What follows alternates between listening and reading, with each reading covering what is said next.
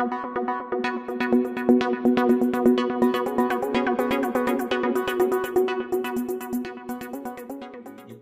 kawan-kawan, apa kabar? Ketemu lagi di channel YouTube saya. Dan kemarin kawan-kawan, di beberapa waktu kemarin, saya sudah bikin video tentang teknik pengumpulan data. Ya, jadi sudah ngerti kan data itu dikumpulkan dengan teknik apa saja. Nah, setelah data dikumpulkan, harus tahu juga tentang teknik analisis data, ya kan? Teknik analisis data. Percuma sudah bisa ngumpulin data tapi nggak bisa menganalisis data tersebut. Oke, kali ini saya akan menjelaskan tentang teknik analisis data Mills and Habermas. Ini untuk penelitian-penelitian kualitatif ya kawan-kawan ya. Nah, ini untuk kawan-kawan mahasiswa yang sedang mengadakan penelitian kualitatif, kayak penting banget disimak ya video ini. Nah, kawan-kawan, setelah tadi data terkumpul, ya oke, data terkumpul, kemudian data itu kan dianalisis.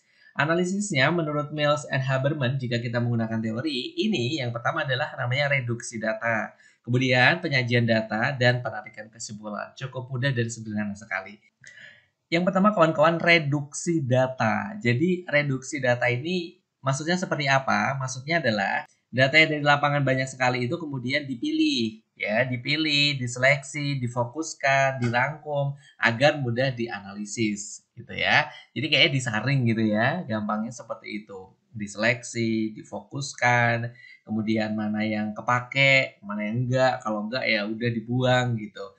Itu adalah reduksi data. Setelah reduksi data, kemudian adalah penyajian data. Penyajian data ini dilakukan dalam bentuk biasanya, kalau kualitatif itu teks ya, atau deskriptif, berupa teks-teks naratif, deskriptif gitu. Intinya adalah berkaitan dengan teks. Bisa juga nanti data ini disajikan dalam bentuk bagan, grafik, tabel, flowchart, kemudian metrik dan sebagainya. Jadi ditampilkan untuk lebih memudahkan memahami lagi. Dengan tampilan seperti ini akan semakin mudah untuk dipahami. Tahap berikutnya adalah penarikan kesimpulan. Kalau tadi kan sudah jelas ya, bentuk sajiannya misalnya deskriptif ditambah grafik sama bagan, kemudian disimpulkan. Jadi kesimpulannya itu boleh yang benar-benar baru atau sesuatu yang memang kemarin itu sudah agak-agak ada titik terang kesimpulan tentang penelitian yang kita lakukan itu kemudian akan menjadi lebih jelas lagi, terang lagi dengan adanya penelitian kita. Nah, ini kawan-kawan saya menjelaskan, ini saya ambil dari bukunya Profesor Sugiono kawan-kawan untuk lebih memahami tentang teknik analisis data Mills and Habermas ini. Jadi, pertama adalah data di lapangan yang banyak sekali. Ini kan ada huruf, ada angka, ada persentase, ada huruf besar, huruf kecil, banyak banget kan. Artinya data itu sangat bervariatif. Kemudian direduksi itu berarti memilih yang penting, membuat kategori gitu ya, membuangnya yang tidak dipakai. Misalnya nih ya, setelah data ini yang sangat bervariatif ini kan kemudian direduksi, dikelompok-kelompokkan ya. Misalnya ini adalah huruf yang pakai kapital huruf besar, kemudian sampingnya huruf kecil, yang sampingnya angka. Akhirnya kan data tadi lebih menjadi jelas kan dengan adanya pengelompokan ini kan, pemilihan pengelompokan ini. Gampangannya seperti itu. Kemudian data ini di-display atau disajikan.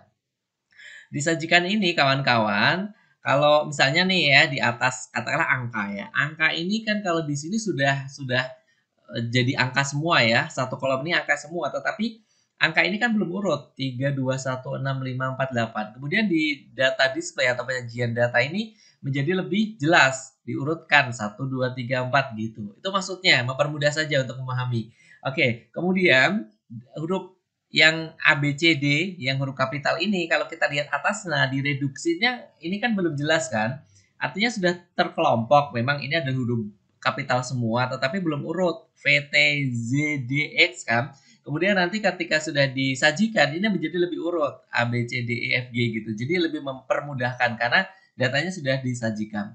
Yang berikutnya ini misalnya, ini dilihat dari reduksi data yang huruf kecil ya, bukan kapital ini kan di atas belum begitu jelas kan, masih tidak urut walaupun sudah satu kelompok tapi belum urut. Kemudian di bawahnya menjadi diurutkan A, B, C, D, E, F. Nah, gitu ya. Dan ini saling berhubungan antara data satu dengan data yang lain dalam satu pola gitu. Itu yang namanya adalah display data atau penyajian data. Setelah itu kemudian adalah kesimpulan. Nah, kalau kayak gini udah jelas ya, akhirnya mudah disimpulkan. Gitu kawan-kawan, semoga bermanfaat ya.